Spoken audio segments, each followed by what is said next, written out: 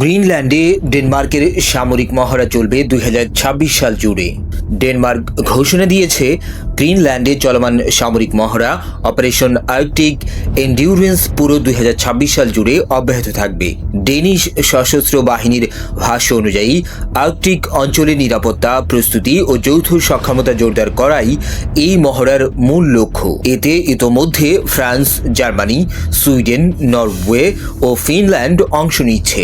এসব দেশের সামরিক প্রতিনিধিরা গ্রিনল্যান্ডে সফর করে ভবিষ্যৎ যৌথ মহড়া ও সমন্বিত কার্যক্রমের পরিকল্পনা করে গেছেন।